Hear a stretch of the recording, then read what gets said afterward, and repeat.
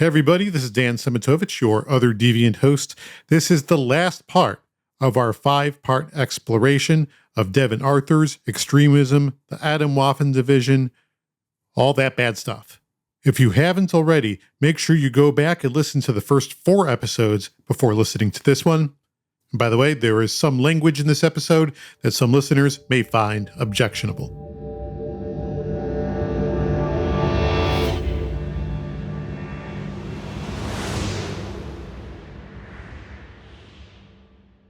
When we left you last week, Tyler DiPeppe, a one-time member of Atomwaffen Division, was telling us a story that wasn't unlike the story of Devin Arthur's, or Brandon Russell for that matter.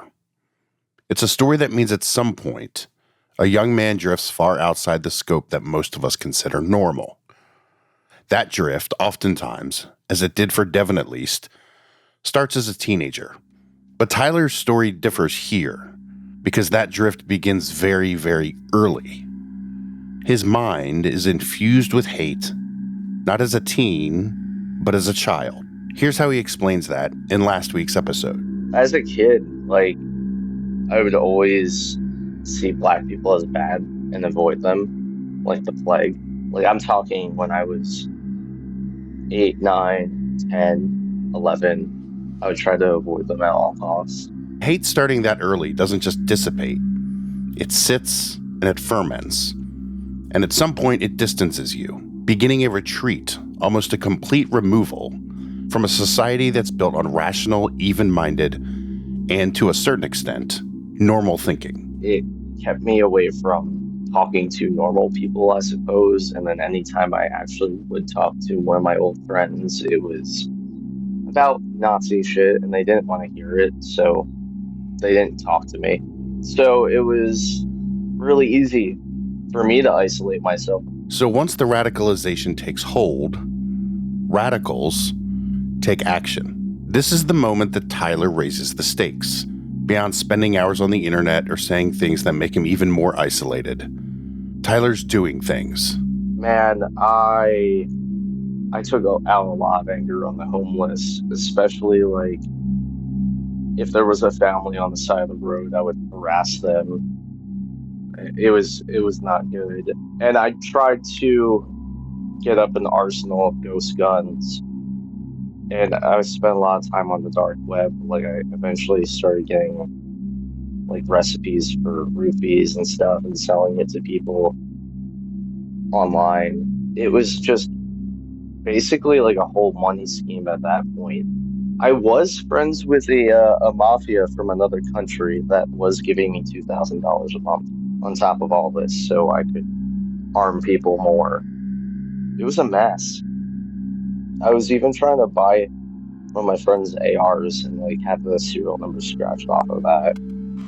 And one guy that I knew that I was talking to, his brother did kill somebody and got away with it, and he was teaching me how to do it.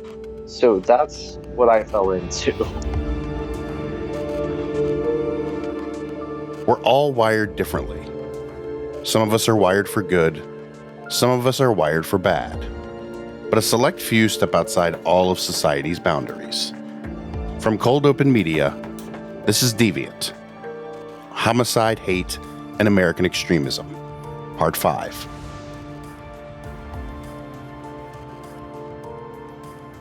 Welcome back to Deviant.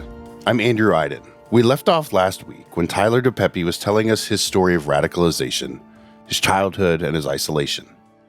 This week is part 2 of that conversation. Tyler had ultimately arrived at the doorstep of the Atomwaffen Division, and he'd seen the story of Devin Arthur's and Brandon Russell and what had happened in Tampa.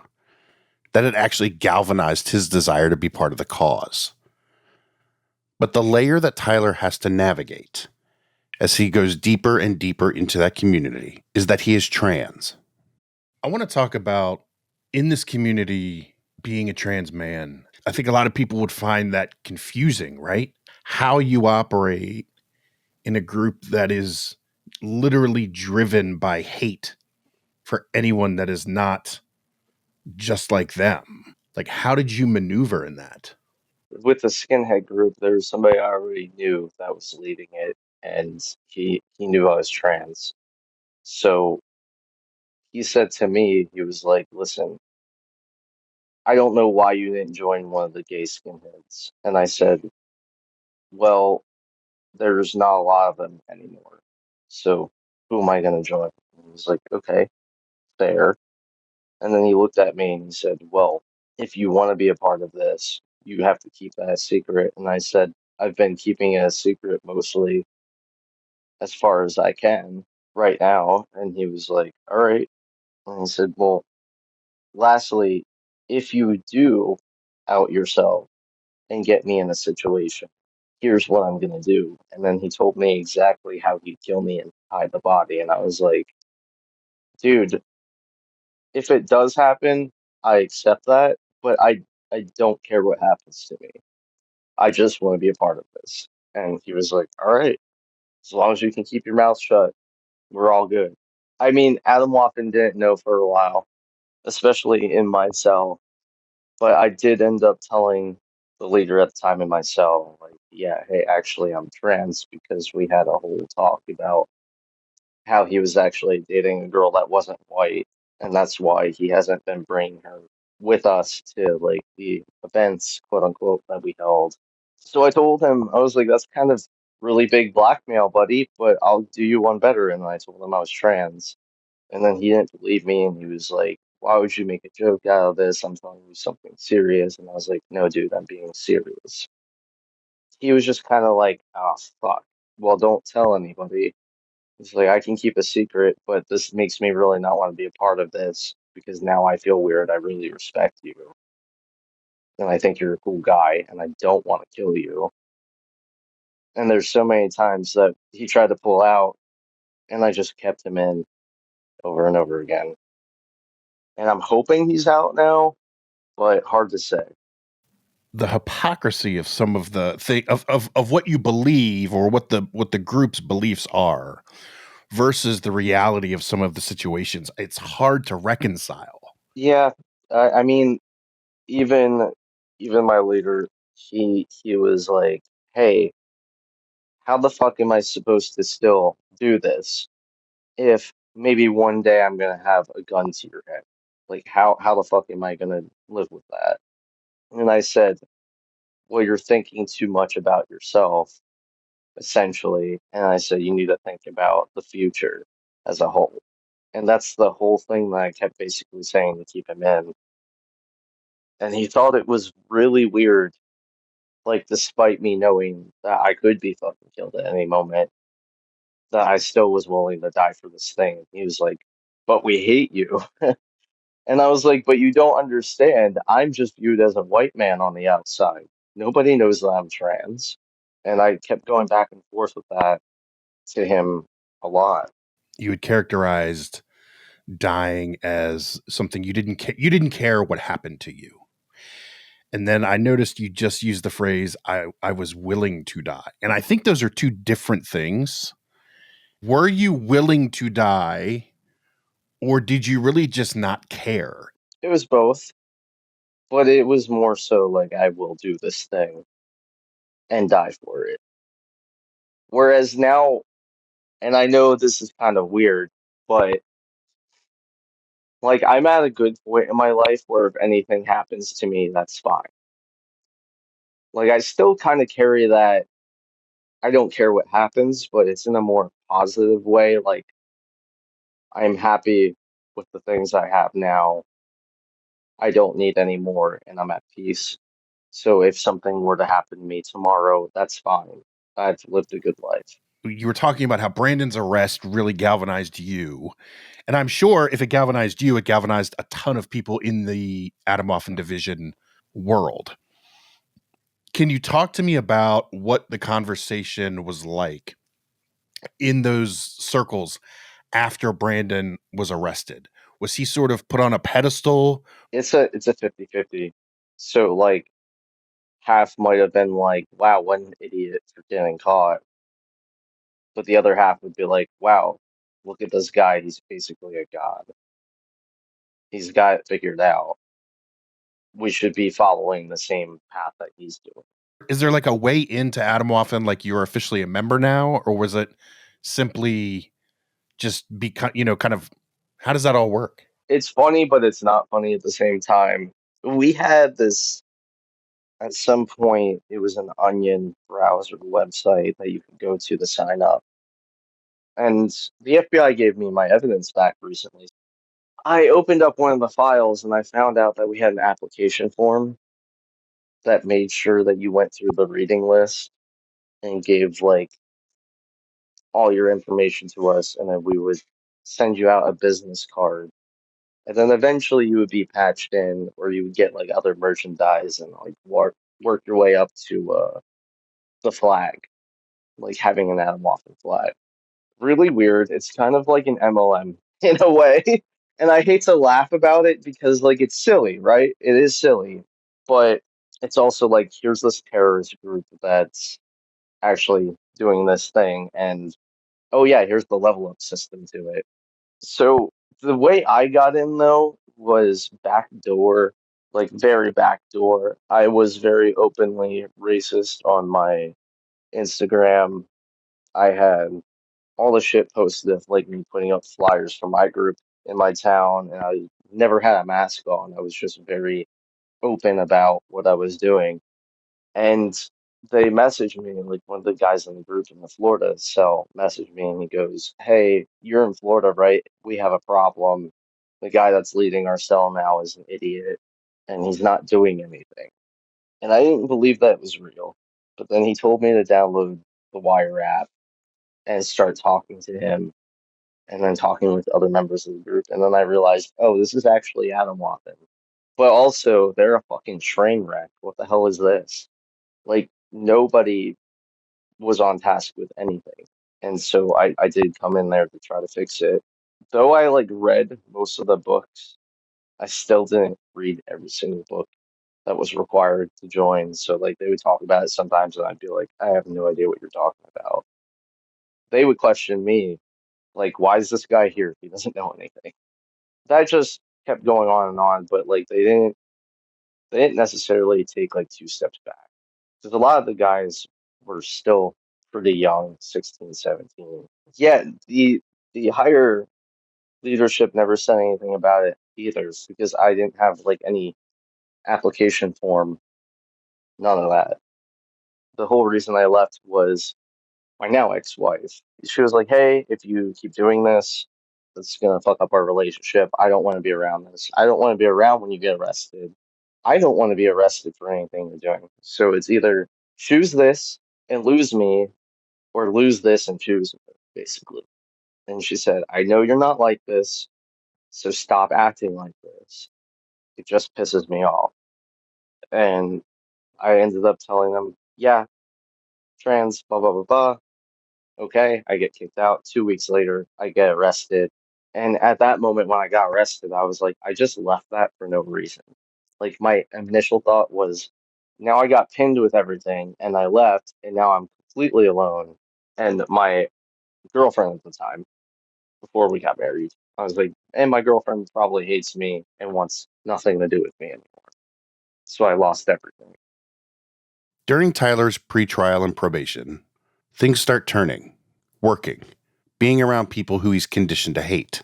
And it starts the process of seeing things through a different lens, a process that's still happening to this day. I started working with a lot of different people because I was doing construction and I couldn't get my job back in the factory for a while. And then I realized, like, most people aren't that bad. you know? I talked to a lot of different people and I was like, oh, this guy's actually cool, even though he's black. Really crazy thing to say, I know, but I was like, he's actually cool. All right. And that started kind of changing things for me from working construction. And then around 2022, I started listening to a lot of Bosch's arguments against Nazis. And that helped a lot because I was like, oh, I sound like that, or I sounded like that. And it changed that for me a lot. So I started looking into different ways like to stay away from that mentally and kind of de-radicalize. I reached out to Christian Picciolini. He put me in contact with Scott in Florida. Scott and I have been working together since probably spring of 2022. I know I'm still technically his client, but I do try to help him out with his nonprofit. Christian Picciolini is a former white supremacist who is now one of the leading experts on de-radicalization. He's written 2 books about his experience getting out. And Scott Kelly Ernest, who Tyler works with in the anti-extremism community, is also a former white supremacist and one of the founders of Hands of Ire, a nonprofit that helps people de-radicalize and leave the white supremacist community. When you talk to Tyler about those years now, it's hard to understand the idea that racism and the destructive thinking he harnesses for years still exists inside his head. It's not just gone. I'm going to try to break it down the best I can. Like, you'll still have racist thoughts, and you have to first ping, hey, this is a racist thought. That's fucked up, is the next thing you tell yourself. And you'd be like, oh, well, that's just residue from my past. Let's kind of burn that out, because I know that's not true. And that's the thought pattern you have to keep having, because otherwise you can probably slip back into it like that. It's something that Scott and I have talked to about with other clients. Me personally, I've had a client that I talked to where he was like, hey, I think I'm like totally fucked because I had these thoughts about the Indians that moved into town. And they're really nice to me, but I'm still feeling like they're taking away the jobs. And then I had to explain to him, I was like, this is a normal thought, but you got to keep in mind, just because they have a little more money than you doesn't mean that they're taking from you. I said it's a societal problem. It's an economic problem. It's not their fault and it's not your fault. It just is. I said, yeah, they're hiring some of their family members. They don't want their family to suffer. Wouldn't you do the same thing? If you had a business, you would hire your family members and make sure they weren't jobless and they wouldn't suffer. And he sat there and he was like, yeah, no, that makes perfect sense. And I said, yeah, that's what you have to tell yourself sometimes. You got to look at the bigger picture and not squeeze it down to what you feel like is going on. That's just how the brain kind of like gets fucked in a sense. So you have to like draw it back and look at, oh, this is the bigger picture. Let me not target this one area. The more that you're exposed, if I should say that, like to other people, and the more like things build up, like you see that this Hispanic's having the same economic issues that I'm having. Oh, wait, he thinks this way, and I kind of think that way too. And then when you start building that similarity string, I would say it's like a string of swords, and it starts piling up where you're talking to all these different people that aren't white. You're like, well, maybe I'm the problem, and me thinking this way is the problem because these guys are actually really nice and they have like so much love in their heart and they care about each other. And anybody that isn't like them, they still care about and care for. And it was just crazy. It helped me shift out of that a lot more. It's interesting to hear you talk about this because you called it a similarity string. And I would say it's the human experience, man. We're all experiencing similar things. We look different, but we experience similar things, like the human condition. And that's what you Yeah. and so many people didn't have a willingness to understand for so long. Yeah, it's just like by the end of the day, oh, you're human. And at the time it was like you're more human than I am, you know? I had a few people at my job that like we talked about the shit that I've done and they were like, that's fucking insane that like you were so like robotic. They were like you were like a robot. You did you have any sort of empathy? And I said, no, not one bit. My empathy was like gone. But when I hear people in the same situation, or not same, but similar situation to me, that empathy came back a lot. And I was like, damn, we're all just struggling together. Like, we're all going through the same shit. Was there a kind of a line in the sand, or was there a moment in your process of leaving and getting out that you look back on and think that's when the light switch turned on? Funny enough, I was working with some anti fascists recently, And I was like, oh, I can just infiltrate this group for you guys. I know what to say and what to do, and I can take pictures of all these guys and let you know who they are, right? So I went through a mock trial with another friend of mine, and he was asking me these questions, and he's infiltrated before. And I'm sitting there and I'm answering them, and he goes, well, what are your hobbies? And I was like, oh, I like tennis, I like volleyball, hockey interests me. And then I was saying more of like my hobbies, and he was like, okay. And then he pauses the mock trial of it, and he goes, Tyler, this isn't racist enough. And I was like, oh shit. I'm sitting there, I'm like, well, I don't know if I can do this. I said to him, because I kept stumbling throughout the whole thing. And he said, no, no. He's like, I'm glad that you're fucking this up so bad because you're really far from where you came from. And I sat there and I thought about it and I was like, yeah, I am doing pretty awful. This is not working. Damn, I really did make a change. And that was earlier this year where I was like, wow, I've come really fucking far. Yeah, let's talk about now in 2025, like where you are in that journey and in that process. Because it sounds like, from conversations we've had, like it's never over. I've learned that the best way to still stay away from it, but kind of stay within it, is to just be on the other side now, which is like working with anti-fascists, like not a part of any group, but like, hey, I can give you information on this, or hey, I can look into this for you. I can still kind of expose myself to past stuff without being a part of that stuff and being on the other fence, helping to be against that is a really good way to heal. So you find some solace in trying to be part of the solution and not part of the problem. Yeah, and like I said, back to the addiction thing, you're still wanting to, you're still going to want to be around that to some extent. And I talked to somebody the other day that was a part of like this cult, and they they still bring themselves around it, but they're helping the government try to get rid of it. And I said, you're doing exactly what I'm doing.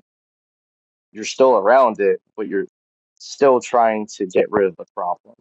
You said a few minutes ago that when you got arrested, you felt completely alone and angry.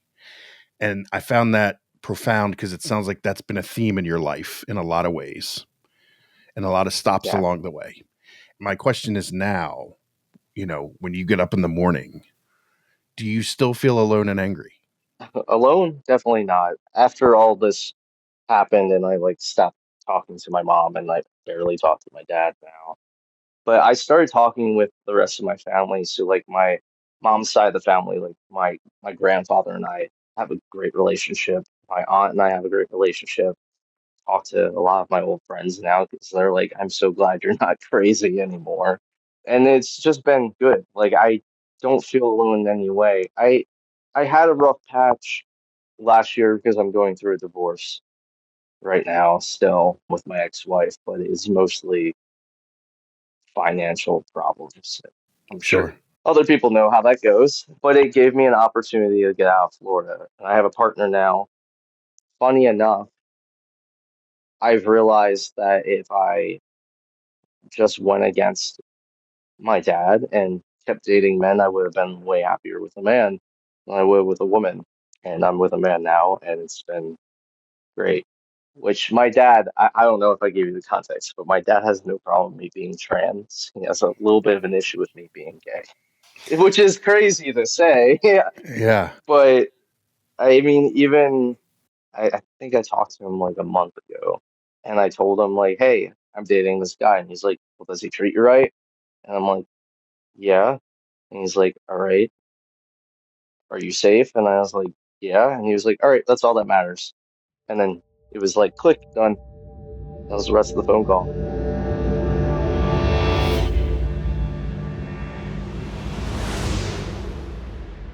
Tyler's story is a valuable tool. because it teaches us about more than just the violence and activities of groups like Atomwaffen Division. It's a lesson in the how people get in, how their minds change, and how they surrender their regular lives, and in some instances, how they actually get out. And Tyler, who continues to work on himself, is an example of all of those. And the only way to combat worlds like this is to try and understand how they operate. If you want to have an antidote, you have to understand how the poison works.